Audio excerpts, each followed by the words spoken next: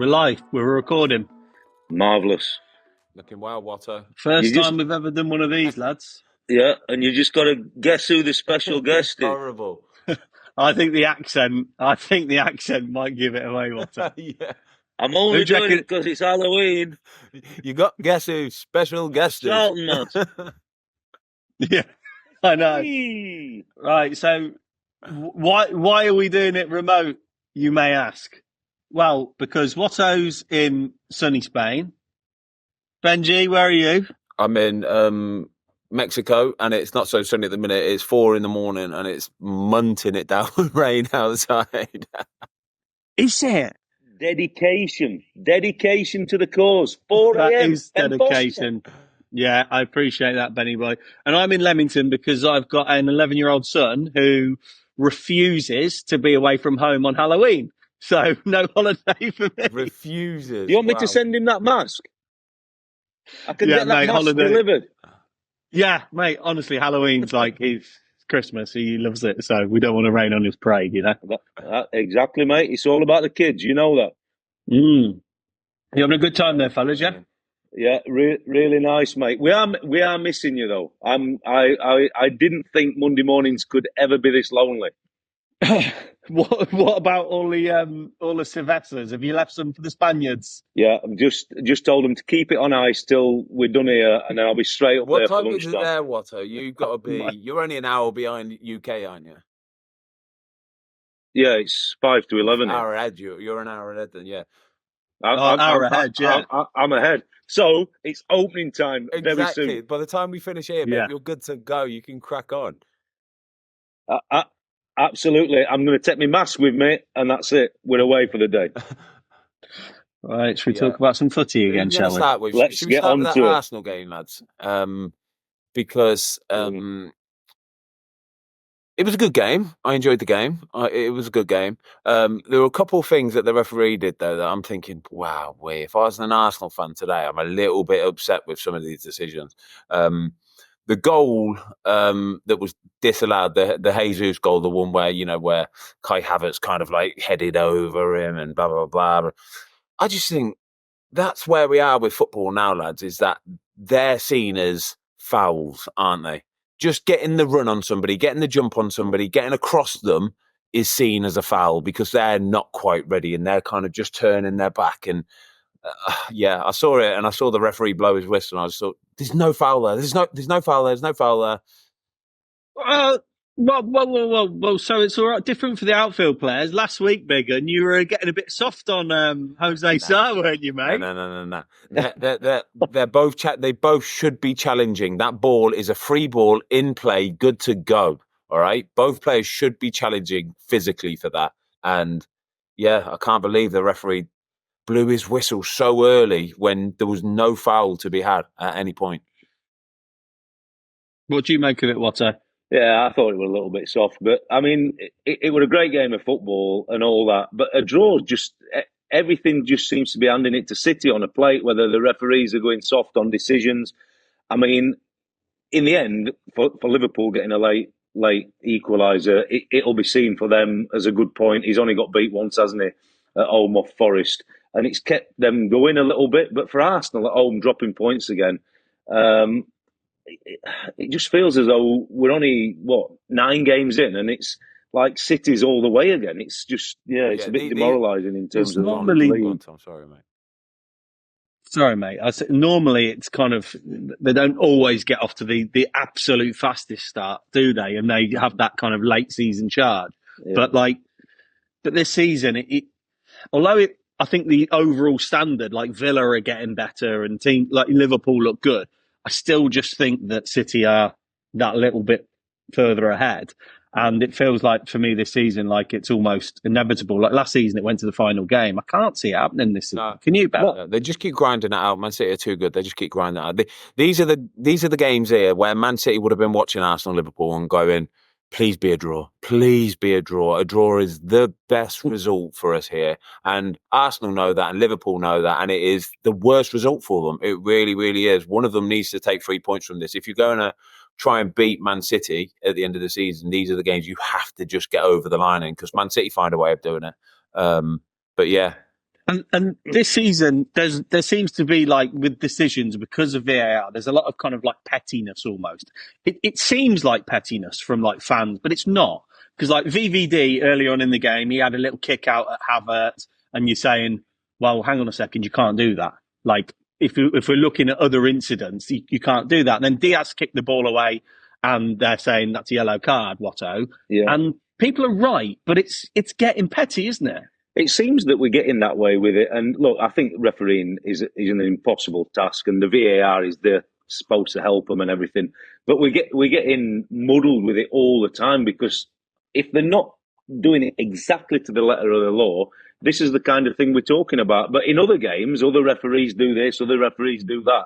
There's no continuity with it all. And then, hey, it's great for us. It stimulates conversation and we're talking about it. But really, we want to be talking about the players and the quality of the games and various things like that. But we always seem to come back to referees and VAR just because they're not doing everything as they should. If you want to talk about quality then, lads, if Yeah, you want to mate. talk about quality, talk about that Bukayo Saka goal, because you're talking about Andy Robertson here, yeah? One of the best wing-backs in the Premier League, yeah? Absolutely rapid, sharp, sorts his feet out really quickly. And Bukayo Saka has sat him down like a good little boy, meged him, cut it back, made him sit down and just drilled it. I was watching it going, wow, Bukayo, well done, my mate. Honestly, well done. That is beautiful. The finish is what I really like, because we see it, and obviously we talk about goalkeeping a lot, but that's the hardest finish for a goalie. When you whip it just past your shoulders, and when it cut inside, normally they just open up and roll it across you, and you've got a chance as a goalie because you might go a little bit early. But when he cuts inside and he's prepared to obviously strike it, but strike it high, he's risking missing, but the goalie's got no chance unless it hits him, and it's pace and it's straight past his shoulder and in the goal. It's an unbelievable finish. And like you said, Robertson's a good defender, and he made him look amateurish on that action. Watto, what about to go to our resident set piece god? What about this Marino goal and the starting position of the Arsenal players? No. This is not a set piece. This is not something that is like a genius move that it's not magic. Honestly, it's not magic. It's an unbelievable ball from Declan Rice over the top. And a good header. It's a good header. That's all there is to it. It's not hard. I see the camera panning straight to him, the set piece guy, the set piece god, the set piece guru, as soon as the ball goes in the back of the net, right? But I didn't see it also panning to him and Van Dijk put the ball in the back of the net at the opposite end for the defensive one, did you? Because if you're going to be the set piece coach, you've got to be doing attacking and defending as well, you know. Exactly. Well, that was my take on it. Look, it's a great ball and a good header. I don't think there's too much genius work in that one, but as you rightly said, I think the game, the set piece coaches, like they're like demigods now. They're like the new kind of manager. You don't see an assistant manager, you don't see the coaches. It's the manager and then this the set piece coach. But as you said, when Van Dijk heads his in, you never saw the camera pan to him and think, what an arse I've made of that one. It's the player's fault then. But when it's a good goal, it's the set piece coach who's done it. So there's got to be a bit better balance between it. And obviously, look, they do a lot of work on it, but Liverpool should be given credit because they managed to get the first contact on the corner, and obviously Van Dijk's lost his man to nod it in. So it's swings and roundabouts, but in the end, I just felt the game needed a win just to stop Man City's momentum. And unfortunately, for the neutral, for the league, the draw is just, as I said earlier, it's Man City's to lose again. I mean, like you said, Tom, they never start that well. Obviously, they're grinding it out and that. But this year, the steamrolling it already, just with the other teams falling away a little bit. We've got to give a little, Fozzie, got to give a little shout out to that equaliser, Salah. Lovely goal, wasn't it? Darwin Núñez, I don't think you want the ball falling to him in them positions, you know. It's almost like he struggled to get the ball out of his feet. You worry that he was going to almost fall over it a little bit, didn't you? But fair play to him, he dug it out really well, and it's a perfect weight of pass as well. But when Mo Salah gets in those positions, you know he's going to put the ball in the back of the net. Because it's still a difficult finish, you know, when the ball's roll. But it's a tough finish rolling across you, and you still got to find that corner. And he did find the corner really nicely. David Raya, absolutely no chance. But yeah, fair play to Darwin Núñez. It's a perfect little pass. It is. Yeah. Okay. Well, let's talk about Brentford Ipswich, shall we? Because there's a absolute shit ton of goals in this one, wasn't it? Well, where'd you start? Mate, if you're Ipswich Town, we spoke about this in shows previous. They've scored 3 goals away from home, and they're never going to score 3 goals away from home, probably again all season, and they still can't take a point from the game. I just think it's so bad for them to have lost that game. I mean, I think that could be real perennial damage for them, because obviously Palace, we'll talk about later, have gone on and won. So Ipswich are back in the bottom 3 now. They've not won a game still. And just to score 3 goals away from home and take nothing out of that game, I just think it could be real terminal, that result. Poor Harry Clark. We've got a stat here on the screen. He's the second player in Premier League history to score an own goal, concede a penalty, and be sent off in the same Premier League match. Yeah, he's going to have a bad week, that's for sure.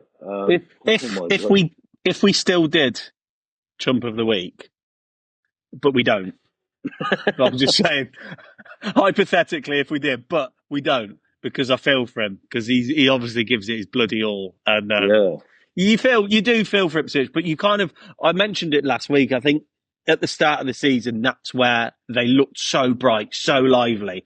And they had to capitalise and get a couple of wins and take that momentum through. But I just feel like you said, Watto, that kind of an early season kind of bounces. They're having it ground out of them now. Yeah. I think I want to ask you guys, Muric, is he too big? Well, look, you're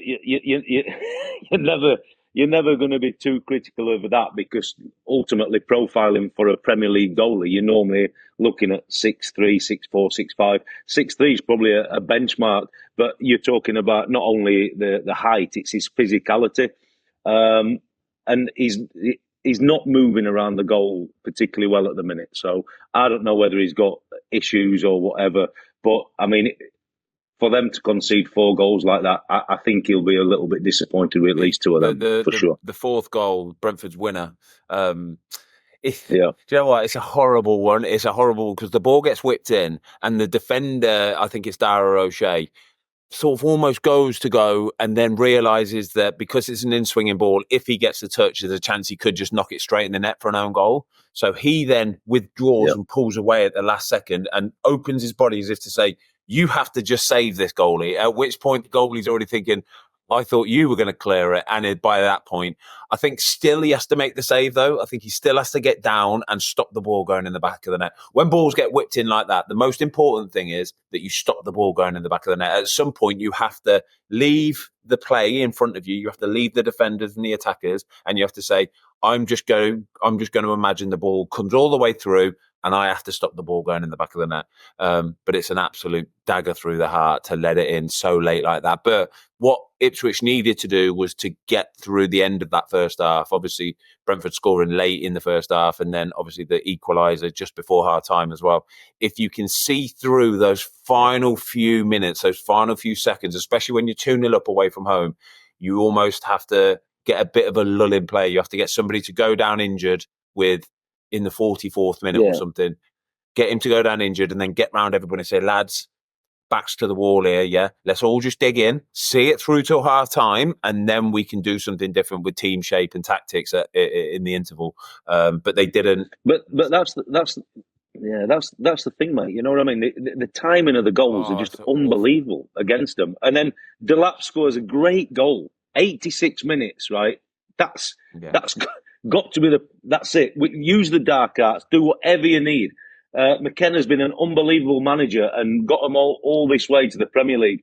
But then it's really naive, isn't it? It's so naive when you've not had that win. And it's tough on the road in the Premier League, and you've scored 3 goals.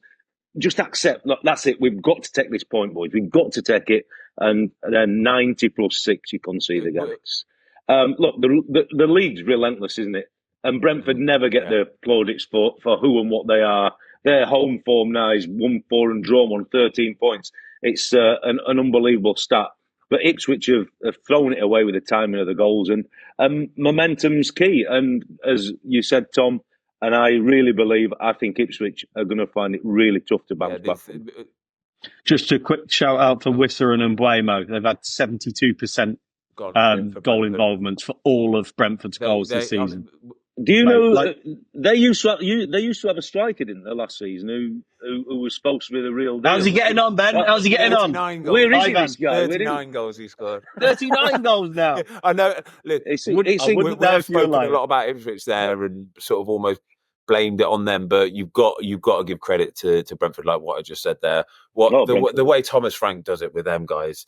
Brentford at home are so strong. They're so powerful. They can beat anybody at home. There's a couple of teams in this league, right, where if you're playing them at home, you genuinely worry because they can beat anybody. And Brentford are one of them teams. So it's a fair play to them for going 2-0 down, but to still have the belief to go and get on the front foot and making it 2-2 before half time. Even then, letting in an 86-minute goal, but then go, no, lads, we go again, and trying to find those winners. You know, that's fair play to Brentford. They're a good team, Brentford. Just quickly, Jamie's just added a note to the screen. Tony has scored 3 goals in 6 games. Just for your information. Nobody's seen 3 it. goals in 6 games. That's a goal every every game, isn't it? Goal every other game. Oh, sorry, I'm taking it. Yeah, goal every other game. Man United. What's going on with Man United? Is it time? Like, what is it? Just waiting for the inevitable? Like, what's the game plan? Dig in. Honestly, I don't see how this is going to continue much longer for Ten Hag. Look, they were the better team for massive periods in the game, and we'll talk about the miss with Dalot and all them kind of things. But there's something not quite right within the group, and it just can't continue. What are the 14th in the league or something? It just can't be. And we'll talk about VAR again. We'll talk about a penalty. But this is Man United. You know, Man United have to be better than 14th in the league. West Ham have just gone above them with that win. It just can't be. And we were talking a couple of weeks ago, Lopetegui, what are you going to be better than Moyes? Has he done this? Has he done that? They get a home win. It's a tough place to go to London Stadium for sure. But Man United have got to be going there and showing some mettle and win some football matches. Honestly, I don't know who they'll get to replace him or whatever, but it's just a matter of time now. And I think the rot's set in with him. If they win the next game, if they do this, if they do that, it's still got to change. It's got to change. But this is the problem with them. They're at that level where they'll win a game, they'll lose a game. So they're not. Man United are not going to lose 4 games in a row. No. And he's going to get the sack off the back of it. They're just going to keep this inconsistent nature, which is why they are where they're in the league. But then you're going to have people saying about the Delict penalty, VAR intervention towards the end, Ben. And you've got to be saying you shouldn't be relying on this. It's Man United. They should be home and hosed. And this isn't disrespectful to West Ham. But it's games like this that in years gone by, they'd just go there and win 3-0. But now they're clinging on to, but this decision, that decision, and it's like it's just not good enough. You know what? That's funny you say that, because that's exactly what I thought when the game finished. I thought, I hope they don't try and spin this narrative of, we were unlucky because we got robbed because of a dodgy penalty decision against. It shouldn't come down to that. It should not come down to that. You should be out of sight in the first half. You've got some of the most highly paid players in the world in that squad, and some of them chances in the first half, you've got to put in the ball in the back of the net. It's as simple as that. You've just got to put the ball in the back of the net. And they didn't, and they were made to pay for it. It's as simple as, it's not a penalty. It was never a penalty. I think the fact that the referee can go and watch something on a screen and overturn, because that's what he's had to do here. He's had to overturn a decision. He didn't give it on the pitch. He was told to go and have a look at it just to assess it. And then he overturned his original decision. And that's the bit for me that I go, nah, come on. Like there's 2 players coming together. That's all it is 2 players coming together. He's not kicking Ings' legs. I really felt for Matthias de Ligt. It should not have been a penalty whatsoever. However, we can't use that and try and spin the narrative that they were unlucky. If you lose a game 2-1, you lose a game 2-1. If you're 14th after 9 games, that's all there is to it. It's as simple as that. You can't have been unlucky for 9 games to be 14th. You are where you are. No, that's the point. That's the point. But you mentioned there, Ben, about Watto said about something not right in the group and the highly paid players. You look at Chelsea, and we were very, very critical of them at the start of the season, but you look at what they're doing with their pay structure. And when you look at Man United and you say about these highly paid players, some of which are like Anthony on on a longish term deal, and on something like 200 grand a week, and you think, my God, that might be the problem, Watto, that you refer to. First half, right? Just look at that first half. Some of them chances, right? They are phenomenal. Bruno Fernandes's chances, Dalot's chance. Who's it? Garnacho had an unbelievable chance early doors as well. United have scored 8 goals this season. I think it's only Crystal Palace and Southampton have scored less goals than Manchester United after 9 games, 9 Premier League games, and only Palace and Southampton have scored less. Like, it's just not possible. Well, he's not scored, has he? Fernandes has not scored, has he? And he's captain, he's leader of the team, and it's not all about goals, obviously, for him. I mean, last week we were waxing lyrical about his little flick round the corner for Højlund's finish, but I just don't feel things are right there. And Ten Hag, to be fair to him, he's had plenty of time with that team now. They've had plenty of transfer windows, and he's actually recruited players he wanted and brought into the group. But there's still something that's not quite right. And Man United this season will do very, very well if it continues like it is. Yeah, fair play to West Ham. They hung in there. They got their chance. It was a good finish by Somerville. And they took the scraps that they were given and managed to put the ball in the back of the net. That's all there is to it. Sometimes you have got to just hang in there. If you've been battered in the first half like that, hang in there. You get a chance. And hey, look, fair play to Bowen, wasn't it? I mean, with all the fuss and fluff around the penalty, which I think it was a very, very good penalty. And Anana's obviously been decent at penalties over the last season or so. So there was a lot of pressure on that, but no, he stepped up and it were a great penalty. And look, ultimately, you are where you are. You made the point, Ben. Look, 9 games in the 14th, and this is the problem you have. We're talking, and it's saving his bacon because, yes, it's a very soft penalty and shouldn't be a penalty. But he's hanging on to these kind of things when the facts are, even a 1-1 draw is not good enough for him. Chelsea next as well for Man United. Chelsea next. Mate, next Sunday. And you know what, Chelsea, young players, they're going to roll up there. And they're going to be rubbing their hands. Them players for Man United will be under so much pressure next week because all the talk will be about we lose the game and the manager's gone. Simple. What about the old East Midlands derby? This was class. Forest, mate, your old mate, Pozzie, your old mate. I love this game. This was brilliant. Forest, by the way, are a team, lads. They are a team. Team. No disrespect to Leicester, right? Leicester are a good team. They've got to do what they've got to do. They've got to scrap. They've got to do what they've got to do to try and get over the line sometimes this season in the Premier League. But Forest was so far ahead of Leicester as a squad, as a team, the way they play. Everything about them was absolutely brilliant. And to see Chris Wood getting a couple as well. What a season he's having so far, 6 in 6. And he's a great lad as well. I was with him at West Brom when he was a kid.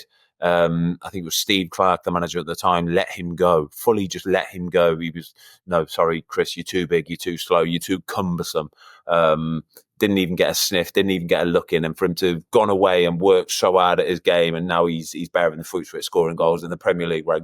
Do you think, Ben, do you think someone like Chris Wood, so Chris is 33 in December, I think, and you've got like Raul Jimenez, 33.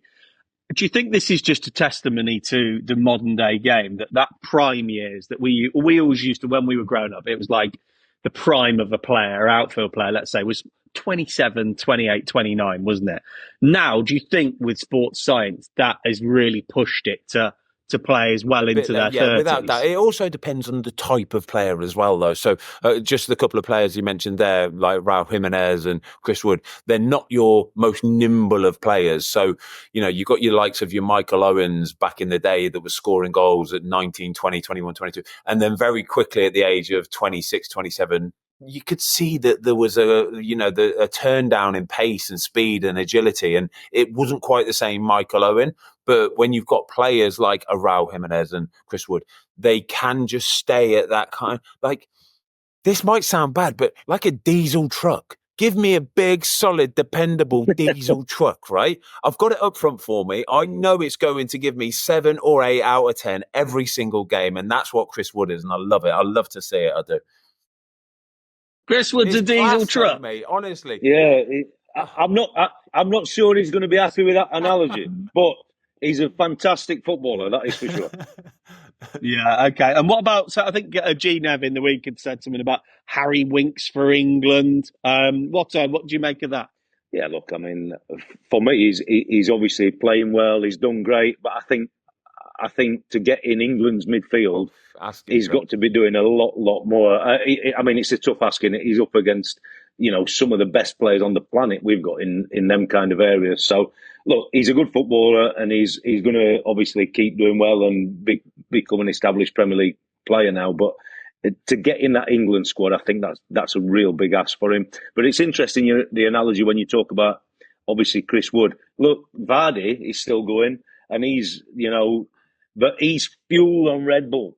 Fueled on Red Bull. He can keep going for years. Forget the diesel. Get the Red Bull inside you. Look at that. That gives you more than it's an interesting point, Ben, because you said about the type of player, and that he's knocking on 38. He's 38 in January, Jamie Vardy, and now he is the kind of player that has relied on pace. But then you've got the argument that maybe he hadn't had the miles on the clock when he was young, like a Michael Owen. He didn't break into professional football at 16 or 17. I think he was like 24 or 25, wasn't he? When Vardy's superpower is his mentality, lads. I do. I think he will always have this never say die, competitive, combative, want to win at all cost attitude towards football. And that's the reason why he's still playing at 39 in the Premier League, leading the line for Leicester. That's what happens if you make your mark at Stocksbridge Park Steels. That's going to make you the man you are today. And that's where it all started. Before we move on to Palace, Spurs, how many caps has Harry Winks got for England? 10. Says on the screen. You're rubbish, you are, all right? You're so... I was going to guess 2. 10 England caps, Harry Winks. Fair dues, mate. Fair dues. Hey, look, that's fair news because he's up against some proper players in there. So, hey, look, to get 1 England cap is a phenomenal achievement. He's got 10 caps, and it's not being disrespectful to him. But, hey, look, if he can get in and around the group and stay in it, that's great. But it's going to be tough for him to really push on to get a lot more caps with the quality he's up against. But, look, he's a great Premier League player. And, the more time he spends playing at the level, he might get some more exposure, but it's going to be tough for him to become a regular in that England team. For sure. Anybody see this Spurs result against Palace, lads? Because I sort of did, to be perfectly honest. Yeah, I really, really did. I know Palace have struggled this season, but if there's one team that could go to Palace and lose, it was Spurs, wasn't it? It's Spursy, I think, is the quote, isn't it? But I think the thing with Spurs, Ben, is they're going to have this a little bit like United. Obviously, they're better than United, but they're going to have this inconsistency in form. And if I was a Spurs fan, genuinely now, I'd be thinking 6th or 7th is where we're at. Because if you look at it in the cold light of day, you'd have to say there are 5 or 6 teams that are just a bit better than them, or a lot better than them. Consistency, because Tottenham could beat anybody on the day. We saw them batter Manchester United, blow them out the park 3-0 just a month ago. But what does that say? But the consistency, that's what I'm saying. The consistency from Spurs isn't there, and that's where that Spursy tag will always follow them around. You know that when they go away to a tough place like Crystal Palace, they got dominated, they got beat, and it wasn't. If you look at the game as a whole, look at the stats, and I know you can say what you want about stats, but Palace dominated. Shots on target, 6 as opposed to 3. 7 off target as opposed to 4. 8 corner kicks. It's not a fluke win. Do you know what I mean? It wasn't a fluke win. So fair play to Crystal Palace because they've been struggling this season. This is a massive win for them as well. What about the goal, though? I mean, I guess it's one of these, again, we talk about this playing out from the back every time. And we had one earlier on in the season. I think it was an Ipswich player, but I think it was Romero. He's got the ball and he's played across his 18-yard box to Van der Ven. It's bounced just in front of Van der Ven. Watto, how awkward is that for him? And he's obviously going to get the blame for it, but it's a suicidal pass, isn't it? Yeah, and I just think, look, they will have worked on the patterns, that have seen our Palace press, and that have worked on so-called solutions. You normally try and give them 2 or 3 solutions depending on how Palace are pressing to do whatever you do. But that moment, and football is on moments, and it's a shocking decision, and then the execution of the pass is not great. And he's got to try and deal with it. But it played into Palace's hands at that moment. And it is what we talk about with Spurs, isn't it? You know, Palace have not won all season. And Spurs have got to, it's a bit like we said about Man United, they've got to be going to these places, and especially on a team that's not had the momentum, got beat on Monday night at Forest, Henderson poor for the goal, put them under a bit of pressure and make your mark. And in the end, they've got beat 1-0 to, and it's their own making, but that's the way they're going to play. But it's the execution and the decision making at that moment, it's just going to let them down. And obviously, look, they've got Mickey Moore, a bright light, and it's something to hang on to. But for Spurs to be trying to get near that top four and challenge them teams that are in them places now, you can't be going to Palace, who have not won, and lose 3 points. But if you flip it for Palace and Glasner, it were a massive result for them. They needed it. As I said earlier in the piece, Ipswich getting beat at Brentford. I think a Palace win there now puts Ipswich, Southampton obviously will come to Wolves in a bit. They're in the bottom three, but there's a gap already now for them teams, and that becomes really difficult. And that's why. And Fozzie, just on that, obviously it was a big kind of mess up for the goal, but the execution, the flick from Eze, the finish from Mateta, it was ruthless, wasn't it? He got a little bit lucky, Mateta, because he's got it dug under his feet. He's managed to sort of get it under Vicario. I think he's hit off the shin of somebody else along the way. It's one of those goals where the sun's kind of in your eyes at the same time. It's just it's an horrible goal. Honestly, Palace, you don't know how hard it is to go there and play, lads. Like I say, the stand isn't so high, so the sun does come down a little bit into your face. But fair play to Eze. It's the guy who made the goal is Eze for me. It's a good ball. I think was it Sa was it or something into it. I think Eze's done one of those nice little sort of behind the beautiful, absolutely calm as could be. But fair play, dug it out of his feet. Mateta smashed it into the back of the net. Want us to give a shout out as well to Dean Henderson, because off the back of a sloppy goal to let in against Notts Forest last week. For Chris Wood to bounce back with a couple very big saves, important saves. Massive for Crystal Palace he was at the weekend as well. And I just want to know, Watto, is there any chance of him getting the nod ahead of Jordan Pickford? Because if ever there's going to be a chance or a time, it's when there's a little bit of a kind of a change of manager, or you know what I mean, a changing of the guard. Yeah.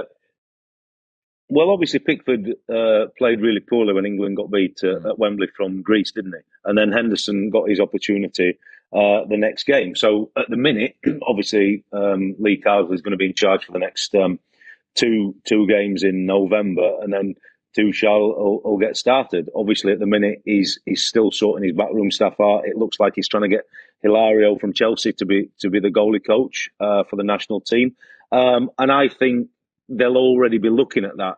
And obviously Pickford's last game for England wasn't great, but the one thing I would say for Pickford is he's already up to 70 odd caps, which is phenomenal. He's obviously always frowned upon a little bit because of Everton's struggles in the Premier League.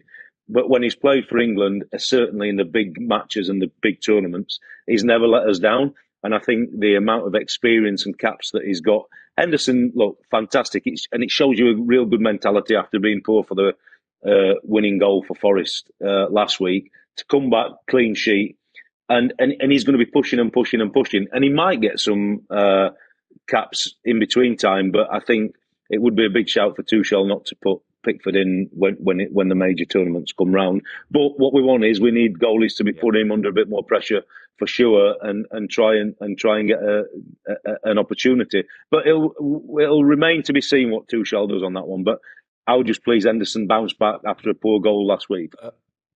And what about, just before we move on to Villa Bournemouth, what about the Van der Ven incident? People saying, it was the same as Saliba when he got sent off. To me, it looked like he's kind of the angle in which he's running, he's kind of coming away from goal. So do you think it's the right decision, Ben? I'm not a big fan of sort of sending players off for that kind of thing, especially when you know that it's not as simple as a 1v1 if it all did sort of fall down. So right decision for me, but again, it's people with subjective opinions on things like this, and this is why we'll always be talking about VAR all the time for the rest of our lives now. So just get rid of it, lads. Well, yeah, no, hopefully they'll fucking bin it off. Excuse my language. What about Villa, Bournemouth? Is this a Villa Champions League hangover, Watto, or did they just not take their chances? Yeah, I think ultimately, when the debrief and Emery will look back at it, he'll feel as though they've done enough to warrant the win, and obviously they'd had a goal chopped off and bits and pieces. But I think it's real credit to Bournemouth. Look, if you're Bournemouth and you've had a free week and Villa have had that Champions League game, it's a chance for you. But you've still got to go out there and execute and deliver. And ultimately, look, it's 90 plus 6 and it's a wide free kick. And Villa will be really, really disappointed that they didn't see that out. And we've spoke about the set piece coaches and that before, and they get all the credit. But look, ultimately, you want to see that action out. But for Bournemouth, I think it's a fantastic point. And not many teams are going to go to Villa and nick a point, by the way. Not many teams whatsoever. No. But this was the weekend of 90-plus minute goals, so nothing surprised me this weekend. Yeah. It was ridiculous how many goals went in. Who's that betting company? Yeah, the Yellows as well, Fozzie. That does the 90-minute kind of cash out thing, that if your team's winning, your bet's won. That they would have lost a lot of money. Oh, don't know. A lot of money this week because of. No point talking to me about things like that. I'm tight as a thumb. I'm not going to be spending my money on betting. Yeah, this is. He saves his money for the beer, doesn't he? Priorities, absolutely. Priorities as well. Absolutely. I'm not. This is a big blow to Villa. This is a big blow because they dominated the game. Yeah. They should have probably got all 3 points, but. Fair play to Bournemouth for hanging in there. Like I say, there's a skill to be able to just hang in there, lads, especially away at a tough team like Villa. Hang in there. If you get that one chance, that one sniff, it might be in the last minute. It might be a roll of the dice of chuck of the ball into the 18-yard box and hope for the best. But if you can sniff that one out and find the goal, massive. Yeah, look, Villa is still a good team, aren't they? You know what I mean? But for Bournemouth, it's a huge, huge point because we've spoke on the show already about how good they are at home, and it's tough to get a vitality. But if they can get some momentum away from home, obviously they won at Everton earlier in the season. But they're a good team. I think they've got really good players, a really, really good manager, very underrated manager, if truth be told. And there's a couple of incidents in this game. Semenyo got booked for diving. I think Matty Cash is a little bit lucky there because the way he was kind of tracking his run, it looked like he went in with his wrong foot and just got caught off balance. Would you disagree? Agree? Because I think Cashy got a bit lucky. No, I thought he got lucky, but this is what we talk about. We can talk about this in every game where they don't go to the screen, they don't do this, they don't do that. What is what's the benchmark for these referees and VAR? Because I'm like you, I thought Cash got very, very lucky. This is why people get so angry though, because you watch that Man United West Ham penalty decision with England, and then you watch this Matty Cash one with Semenyo, and you just think it's dependent on that referee at that moment in time on what the outcome's going to be. There's no set in stone black or white decision to any of these. But now that we've got VAR, everybody expects it to be 100% right, 100% of the time. And it's never going to be like that because it is all to do with that referee at that moment in time and what he thinks, all right? And that can differ from referee to referee. Yeah, it's people's interpretation as well. Because last week we spoke about the Sarr shove on Silva, wasn't it, Bernardo Silva? And actually, when you look at the comments section of YouTube or Spotify, the people are really split on it. And this is your football fan that they play football, so you kind of go, well, actually, what it is the game of football. And I always say this, it's so different. You look at NFL, you look at rugby, right? You look at tennis. They have set phases. They have a breakdown, like in rugby union. It's phase 1, phase 2. In the NFL, they have downs. And there are so many less variables. And football is so fast, isn't it? It's so fast. It's like the decision, for example, right? Let's look at the Jose Sarr one from last week. Fair to say it was a fairly split opinion, wasn't it? In the comment section, it was a fairly split opinion, right? If you take it back before VAR, you could at least just go, well, the referee sees it for how he sees it in that moment in time. He might miss something, he might not. But it is what it is. You can forgive a little bit of human error. But as soon as you start bringing VAR in it, everybody expects the decision to be 100% right. And that's where you get all of the hate and all of the abuse. And that's what dominates talking about in the Premier League now is VAR and referee decisions. Let's go back to the way it was, where we expect human error sometimes.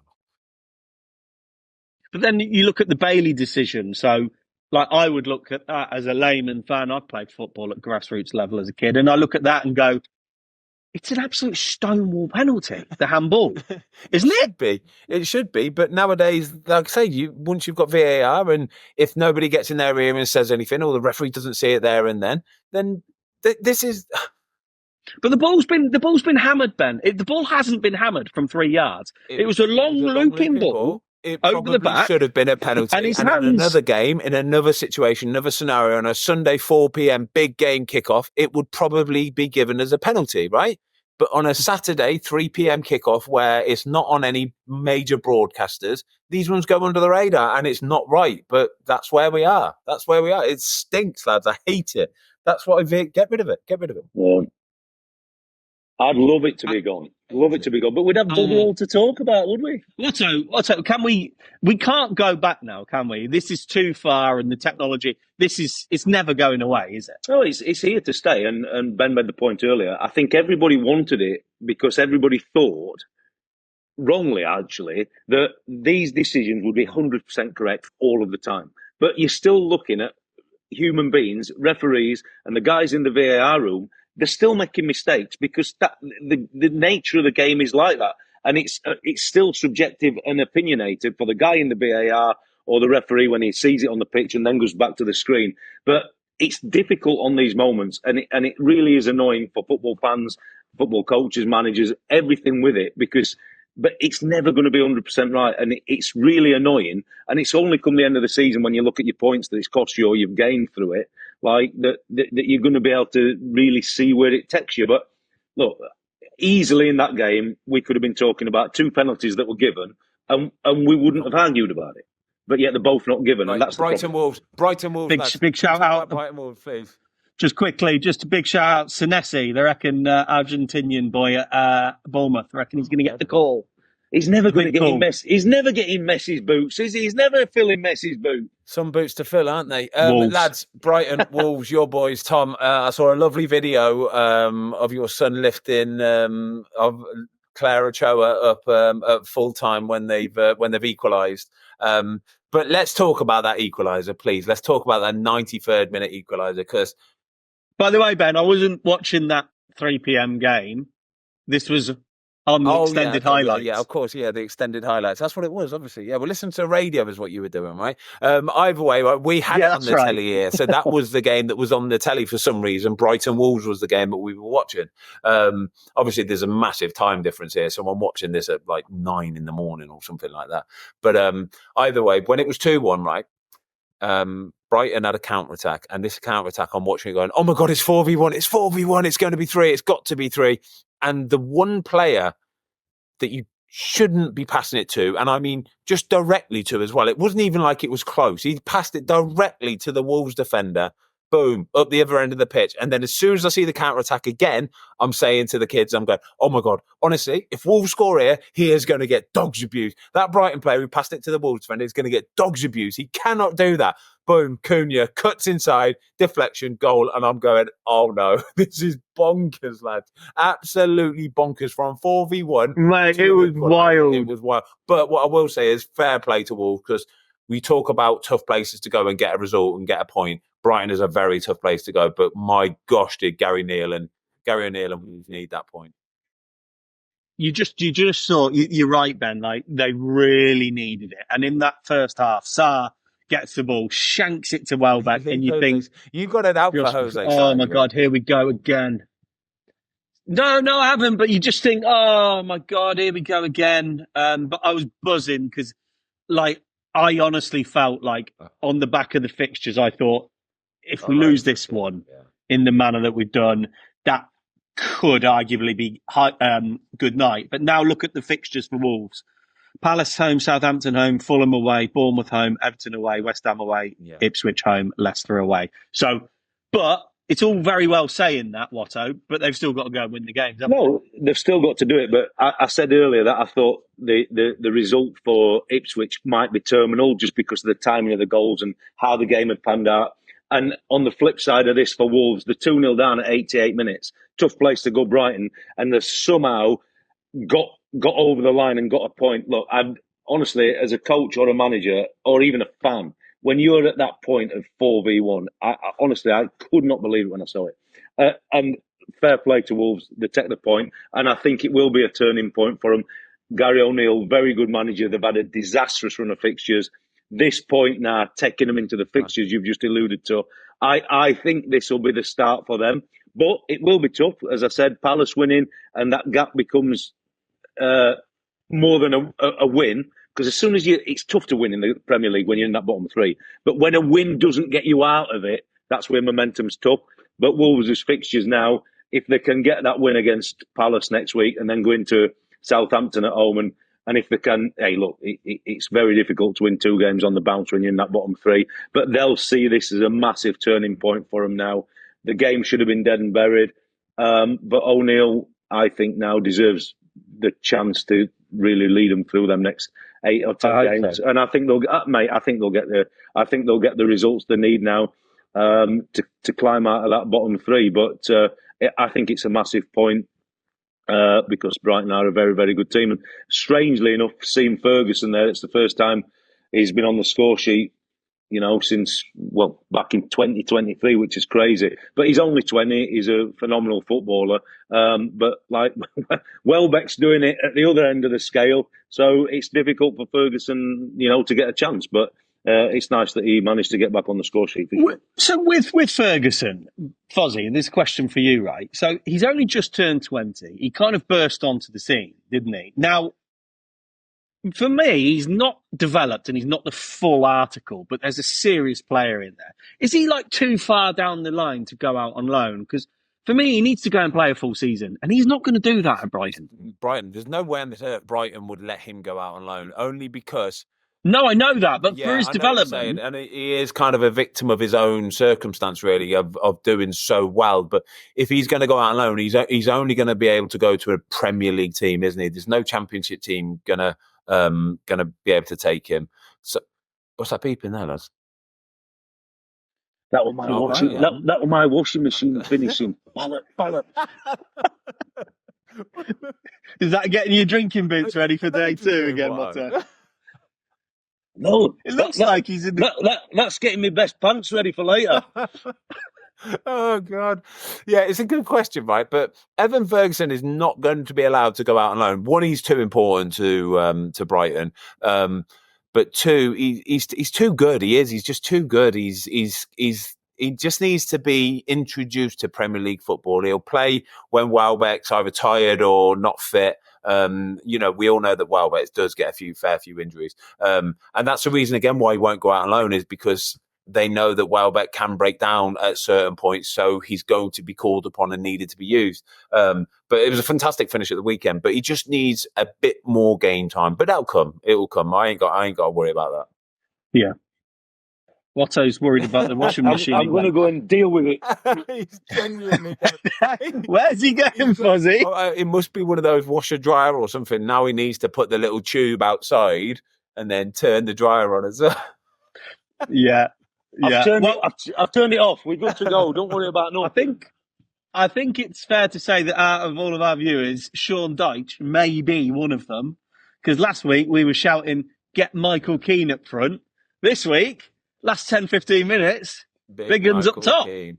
Yeah, another 90 plus minute goal. Before we talk about the game, can I just sort of like say that there's so many ways of approaching football matches, lads, and actually in game as well, right? So you could get battered for 92 minutes of a game, and then as long as you can turn it on for 3 or 4 minutes when it matters and score a goal, that's all you need sometimes. Genuinely, it's all you need. So we've seen this weekend in particular, I think there was half a dozen goals in the 90th plus minute, which is phenomenal, which tells you now that players and teams, you've got to be fitter than ever, because goals are getting scored late on. A lot more goals are getting scored late on with the added extra time being implemented in games and that. But this is, it's an important goal for Everton late on. But Fulham will leave Goodison gutted, a bit like Villa. They'll leave Villa absolutely gutted when you fought and you've done really well.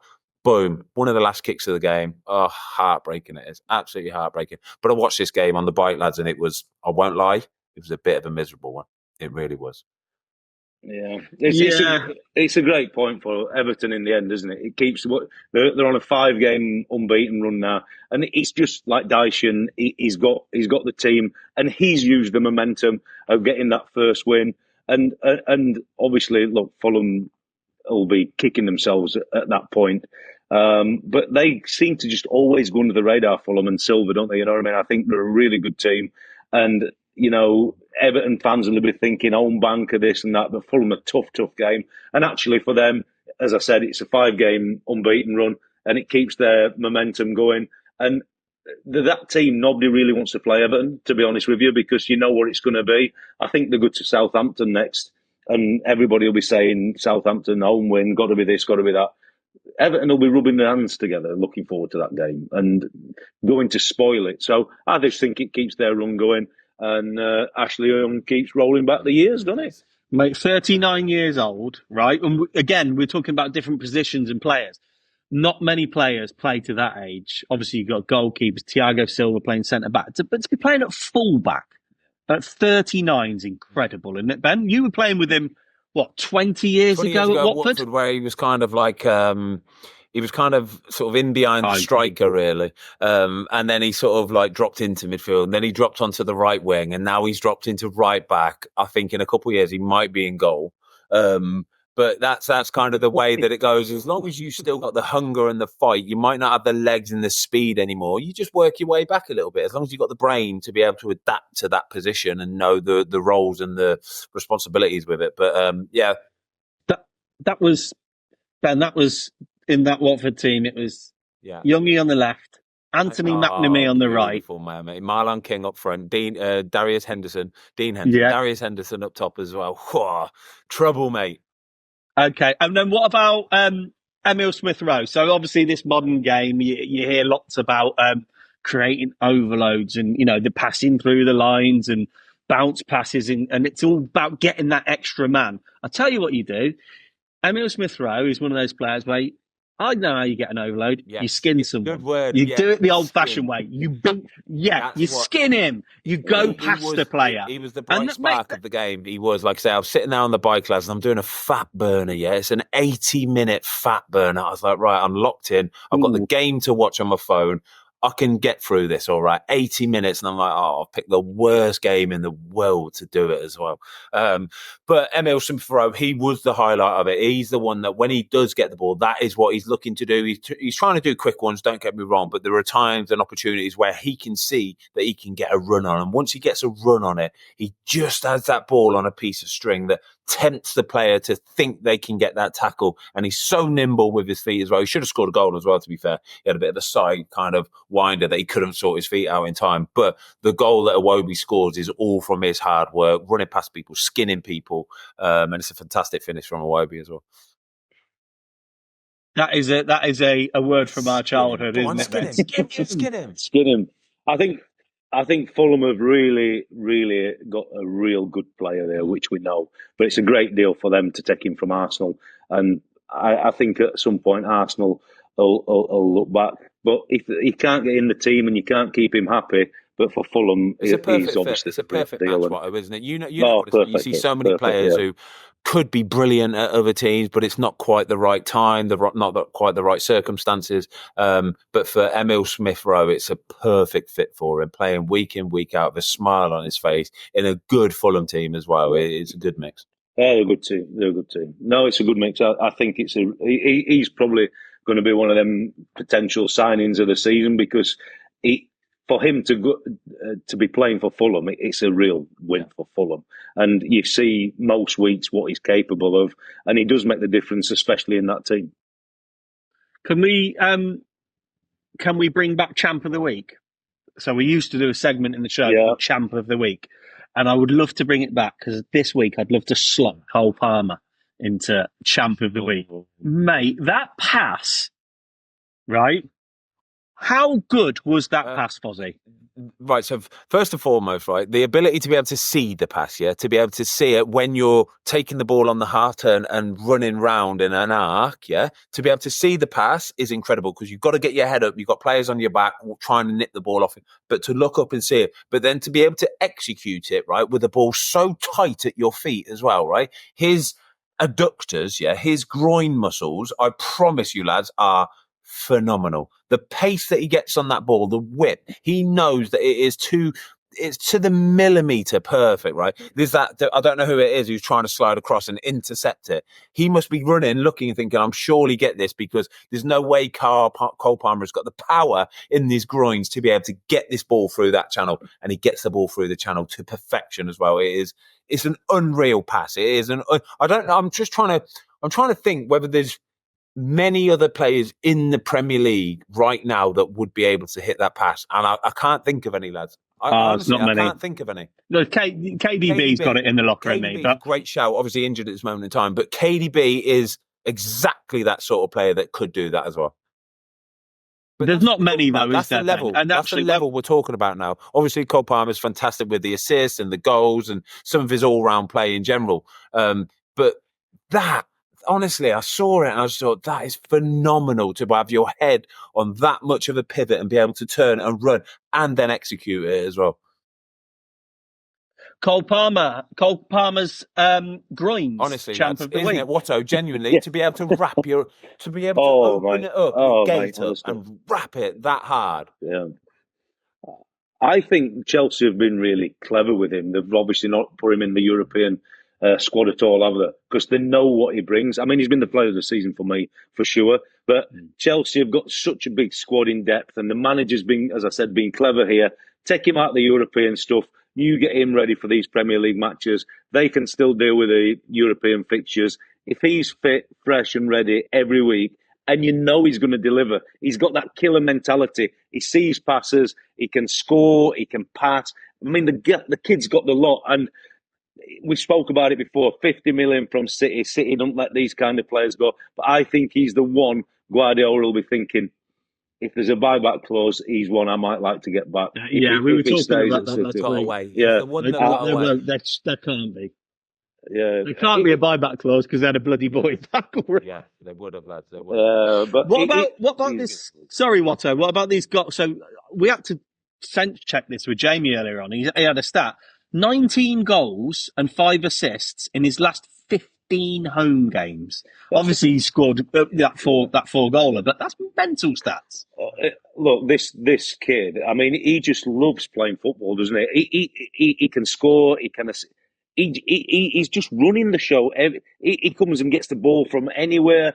He just loves being the man as well, you know what I mean? And I think that's why it's really fitted in for him at Chelsea. All the players obviously love and trust him. He's the one player we saw in the summer with England. We all got excited as soon as he come on the field because he could do something. You just spoke about it. He could skin somebody with his eyes shut, this kid. It's unbelievable. But he's the one player, apart from the experience of a KDB that you talk about, who actually people would want to go and watch Chelsea play because he's that good. You want to see this kid play football. And I think he's been absolutely phenomenal for him. And he doesn't give a shit, is he? Like if I was the interviewer post match, I'd go, like, any danger you could get someone else. He's not bothered one little bit. I think the biggest, we'll talk about the game in a sec, but the biggest compliment you give Cole Palmer is there's not many people in world football that you could give a 9-year contract to and you'd worry that you might lose them for a bit, maybe a season here or a season there because they've got the money, it's in the bank, you ain't got to worry about anything, you ain't got to try really hard. Cole Palmer, you would not have that worry. You know that he's going to go out and he's going just wants to play footy, doesn't he? He'll give you everything he's got. It's as simple as that. And he's got the so what about the Cole Palmer winner? Because obviously you've got the 2 GKs here. Am I miles off in my analysis here that it looked like Nick Pope was just trying to nick a yard and just hedge his bets a bit and go, do you know what? I've kind of got it. And he's just been done by the power. Those groins again, Ben. Yeah. He's just been done by the power. Is that a fair analysis? It's not far off, mate. It's not far off. He's basically, obviously, Isaac's coming in with the block at the same time. But Nick Pope, I think, reckons that Cole Palmer's going to put it across him, down to his left-hand side. He smashed it into that bottom right near post. Nick Pope will be absolutely gutted. He will be absolutely gutted. I know there's obviously that old saying of don't get beaten at your near post, but he shouldn't have got beaten at his near post there, Nick Pope. Simple as that. No, yeah, perfect. He'll be very disappointed. And like you said, he's tried to anticipate. He's tried to gain and make the goal smaller across him. And this is Palmer. He probably has the ability to see and sniff that, and he's drilled it into that near post. And yeah, he'll be very disappointed.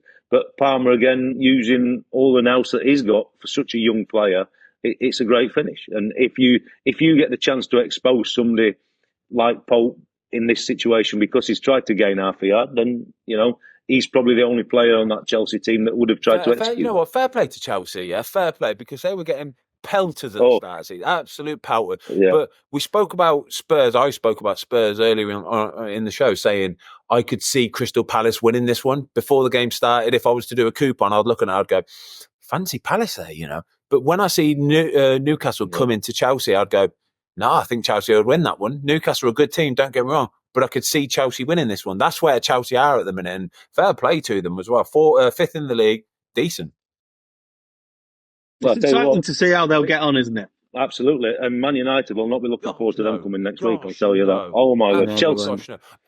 Chelsea, that'll fall right into their hands. Cole Palmer will be loving it. Never really gets the probably the love that he should as well. Nicholas Jackson, 6th goal of the season, lads, 10 in his last 14 Premier League appearances. It's simple as that. He's had a better start to life than the likes of Didier Drogba, for example. I know it's a massive comparison, but fair play to him. Like, he's doing the job. He's putting the ball in the back of the net. And I think sometimes, especially when you watch Man United, and they say it's the hardest thing in the world to put the ball in the back of the net, he manages to do it on the regular. I think in his early days, though, he did look a little bit unorthodox, and he looked a little bit all limmy. It'd probably be fair to say, but fair play to him this season. He looked composed, and he's putting the ball away. Yeah, and how about this? As City as our last game, City Southampton. Now, I've got a statement here, which I love Theo Walcott. Like, we've spent a bit of time with him, lovely bloke, but this is kind of my problem with modern day football. He went on record saying you've got to give Southampton credit for what they're doing there, and I look at it and think, is this because of the playing style? And everyone's giving them plaudits after the game, Pep saying this and that. They haven't won a sodding game of football this season. They've got 1 point. So what is all this about? Drew 1, lost 8. You can't give them credit where credit's due. There is no credit there. They're in debt. They're in deficit. Yeah, they're in the red. All right, is what they are. They're deep in the red as well. I don't care what you say. If you go through the whole season getting pumped every week, but we're living by our. This is what we do. Yeah, we play it fantastic, but you're going to get pumped every single week. Every team that they're coming up against is dominating them and battering them. They're just noticing what they're doing. They're trying to play out from the back. They'll set a trap. They'll wait and they'll go, all right, go on then, go there. Oh, go. That's our chance. That's our one opportunity. But Fozzie, do you think, though, that I know that these are kind of British managers, but do you think the fact that, like, Vinny Kompany gets relegated with Burnley, gets the job at Bayern Munich, do you think managers these days are thinking, well, no, it's all about my philosophy, because even if I get relegated, I can still get a move. It's something, obviously, still being in football and having lots of friends in football as well. It's something that goes on in the academies as well. So even for the young players, these managers now of academies are being asked and told that they have to play this style of football. You play out from the back, you build up from the back, and that's what we do. It's as simple as that, because you might find that 1 or 2 gems in the youth team that can do it. You might be getting pumped every week, but in academies, it doesn't matter. It's all about potentially bringing 1 or 2 players through that might be worth millions to football club. And that's what they want them to do. And so the managers of academies are being asked to do it. They're doing it, hoping that somebody along the line in the senior team, first team somewhere sees it and go, I like the way he plays that style of football. I might come and get him and he can be a manager for our team or a coach for our team as well. Everybody is being asked to do it nowadays. And like I say, if Russell Martin fails with Southampton, which looks very likely, there probably will be somebody else, some other football club, some chairman saying, I want that style of football for my club as well. It used to be a results-driven game, didn't it, Watto? Well, that's the thing. Fozzie, you've been to Man City numerous times as a goalie. I've been numerous times as a coach. You would have been fearing for everything when Man City score after 5 minutes. And I kept checking my phone thinking, no, it's going to be 3, 4, 5. And that's the only thing Southampton can grab onto. They've got beat 1-0 at the champions, you know what I mean? But ultimately, the stats are the stats. They've got 1 point from 9 matches. They'll try and take this and build from this. But not only did they lose, they got absolutely battered. Honestly, it's a miracle this wasn't so. And Ramsdale making saves for fun, last-ditch blocks, like sloppy in front of goal. Yeah. Man City could have scored and should have scored 7 or 8. Honestly, they should. Yeah.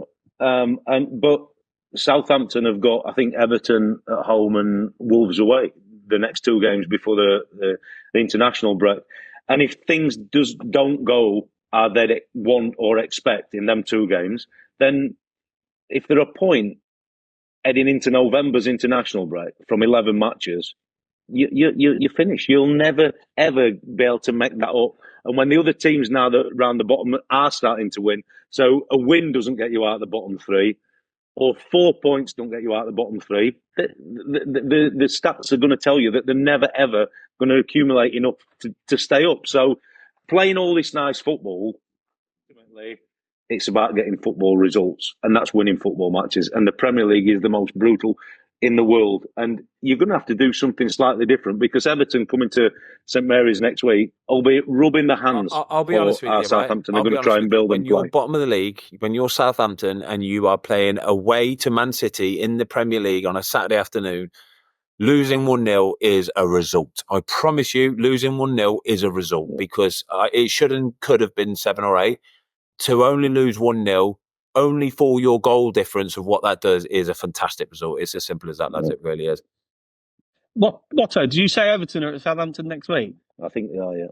Do you know what? You could see a Daichi team absolutely dismantling them, couldn't you? Well, look what Everton did last week when they went to Ipswich. It's exactly the same game for them. And Ipswich obviously try and play and build from the back and all this.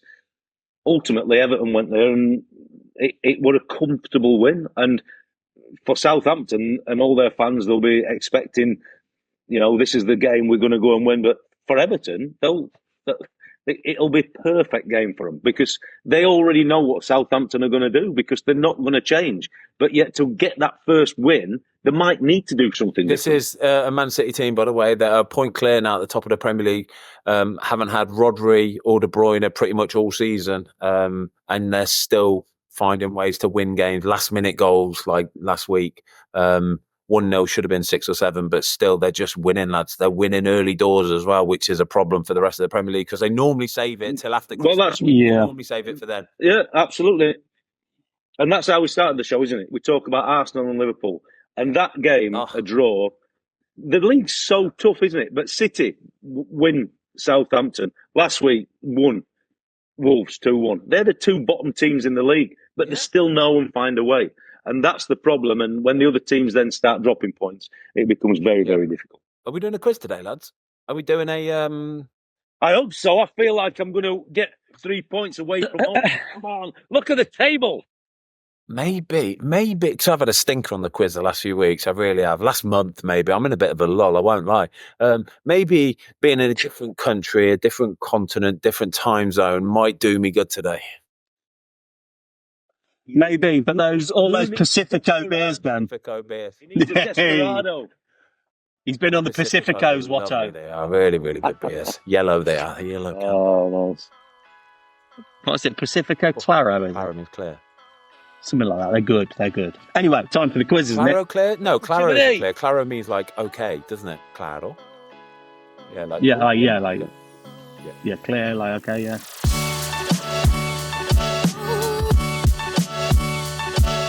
All right, ready. 10 questions in the first remote quiz. Question 1. Manchester United were winners of the FA Cup in 2016, but who was their manager who got sacked at the end of the season? Van Gaal. Van Gaal is the correct answer. Tomo, 1-0. Hey, seconds before he even mentioned it. Jesus, man. I didn't. What's going on with your audio? I didn't. It sounded like Tom was first. I was first. That's why, Jay. I only heard Tom. I didn't hear even Ben. You said Thought you'd check out Watto. Next to him. calm down. That's unbelievable. If you talk too loud, I can't hear you. Hey, Watto, you're going to get a yellow for consent in a minute, mate. You respect the referee. Dissent, not consent. Sorry, dissent. Christ. Well, I need to just indoor voices, okay? Indoor voices. Consent is normally a good thing. We're Consent right. is good. We like consent. Consent What? and dissent. 1-0 to Tom. Okay, question 2 is a who am I question.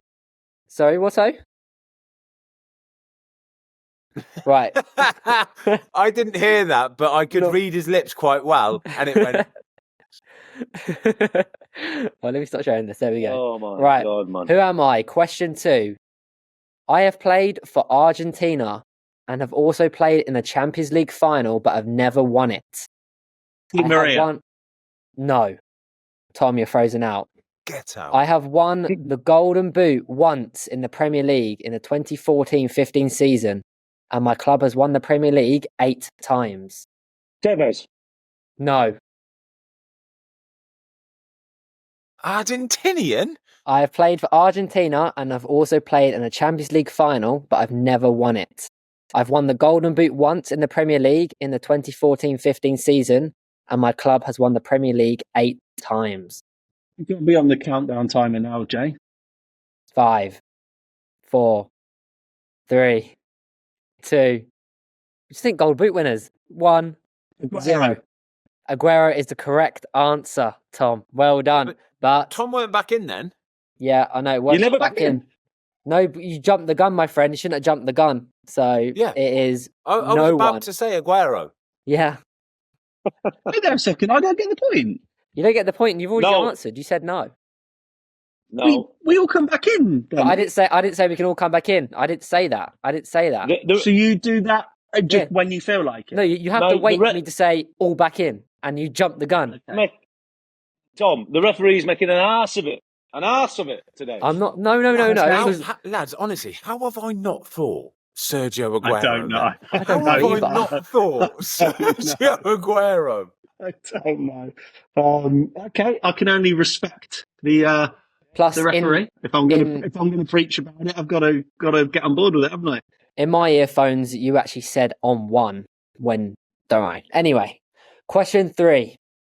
In what year did Cristiano Ronaldo make his debut in the Premier League? 2012. 2003 is the correct answer. 2012, Tom. 2012. So I was just throwing a number out there. I think that's when he moved to Real Madrid, wasn't it? Might have even been before that. God, yeah, it was. Anyway, Miles off 1-1. Ben 1, Tom 1, Watto 0. Question done by that. 4. Brian Mbeumo scored 2 goals this weekend, but what nationality is he from? Whoa. Brian Mbeumo scored 2 goals this weekend, but what nationality is he from? Oh, French. I heard this. What do you say, sorry, Ben? France. No. Burkina Faso. No. 5, 4, I don't. 3, 2. Portuguese. No. All back in. Ghana. No. Sierra Nigeria. Leone. No. Right, that's the end. Cameroon. He's from Cameroon. Oh. Some player. Okay. Question 5. Which Dutchman scored his first Premier League goal for his new club this weekend? Which Dutchman scored his first Premier League goal for his new club this weekend?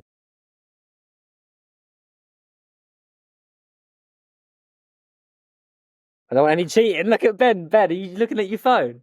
Ben, Yeah, come on. Ben, Nah. Ben, I saw that. You're out. You're out of this. You're out. You're not allowed to answer. Yes, You're go not on. allowed to answer. Oh, that's very good, Jamie. He looked down. Then not you're a having- little sneaker. little Steve.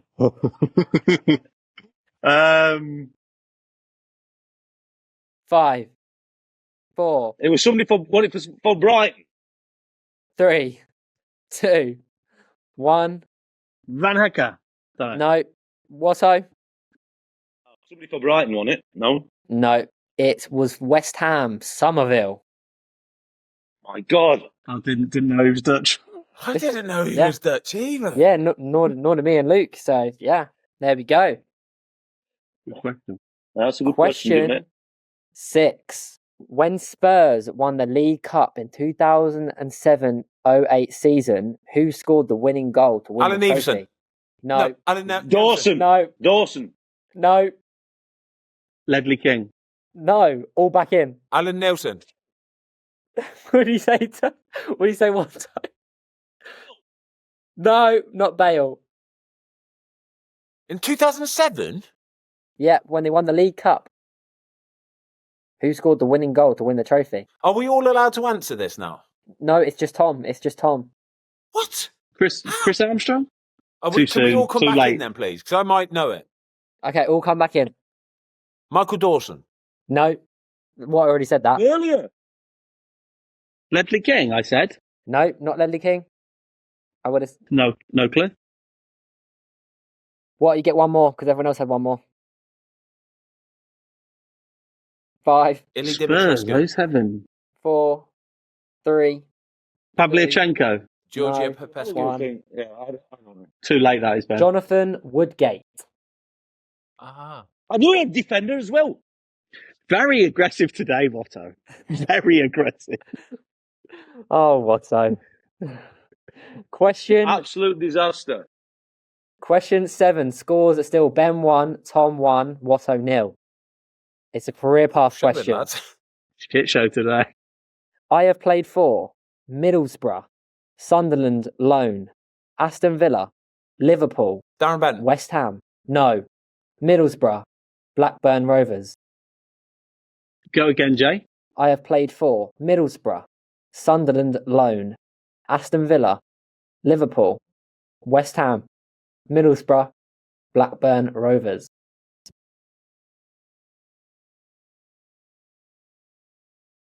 One more? Can we get one more? Middlesbrough, Sunderland loan, Aston Villa, Liverpool, West Ham, Middlesbrough, Blackburn Rovers. Stuart Downing. Stuart Downing is the correct answer. Well done, Tomo. Pathetic. Takes the lead in the quiz. I did a tactical give me one more time. I know, So it was Ben very so tactical, Ben didn't but- do the timer. It's all good. Don't worry. Jamie, you got played there. No, I knew he was playing me, but conceding. no, it's noted. It's noted. Oh my God. Danny Welbeck is 1 goal behind Brighton's top Premier League goal scorer of all time with Glenn Murray. 9 goals. Who is in first? Glenn Murray is incorrect. Glenn Murray. Not Glenn Murray. Danny Welbeck is 1 goal behind Brighton's top Premier League goal scorer of all time with 29 goals. Who is in first? Not Pascal Gross. Pascal Gross is the correct answer, Watto. Love that. Well done, Watto. Well Pascal done. Gross is on 30 goals, so Welbeck, Good in the player. form he's in, Fair Should dues. overtake Good player, it. Pascal Gross. 1 to Ben, 1 to Watto, 2 for Tom. Is this the last question? No, question 9. In 2019, which German club did Emil Smith Rowe get loaned to? Leipzig. Leipzig is the correct answer. Oh, Tom, you God. pulled that one out of the bag. Wow, that He's means pulled Tom's it off won of the. his notes that he's got on his phone because you told him the answers earlier on. No. No one likes a sore loser, Benji. It's okay. This remote game is not working very well for us. I think there's a time lapse somewhere, and you just next door are managing to get this thing going for you. I don't know. I can't explain it. I think that's Watto, good I'm night, sorry. lads. I think that's I'm- good night. And I'm the gonna put overall me- league. I'm going to put my mask back on. Oh, Disgusting. That Disgusting. is just... Right, Right, get the last ones done, Jiminy. I've got 2 more. So I've got the question 10 and 11th question. So we can do it just for fun, yeah? Question Fun. 10. In In the Great Britain 2012 squad, who scored the most goals for them in the tournament? Daniel Sturridge. Daniel Sturridge is the correct answer with 2 Oh, goals. no, there's something wrong there. There's something wrong there. Oh, it's good to see. It's good to see. And question 11. Where did Ricky Lambert finish his playing career at? Liverpool. No, not Liverpool. No, he dropped down. You go back to Southampton? No, he did not finish at Southampton. West Brom. No, he did not finish at West Brom. Cole Yu. Not Colchester United, no. What did you say, what? Not Peterborough. Ben? No idea. It's just been a disaster all round, this quiz. Cardiff Norwich? City. No. Cardiff City Cardiff is City. the Cardiff correct City. answer. Yeah. Muchas gracias, amigos. Well done, Tom. Tom. Tom has won the first virtual remote quiz, but is also taken him to the top of the league table on 4 quiz wins. Get back to bed, of the mate. Premier Get back to bed. Cuatro. Yeah. I prefer not to speak. Get to bed, mate. Get back. Get a desperado inside you. Oh, well done, lads. Right, what have you got on today, Benny boy? What's Mexico got in store? Oh, just got a lovely little Monday, lads. It's been munting it down all morning with rain. I ain't got a clue what we're doing today. It'll be chill, nice chill when I got golf again tomorrow. I played a lovely course yesterday. I met the world champion grandmaster chess player yesterday, Magnus Carlsen, which is pretty cool. But that's it. What you got? What you got on the scroll today? I'm not rolling with the big hitters like you, mate, meeting chess world champions, but I guarantee you one thing. I'm going to have a little knock of Padel, and then I'm going to go and get very thirsty. Oh, Very good.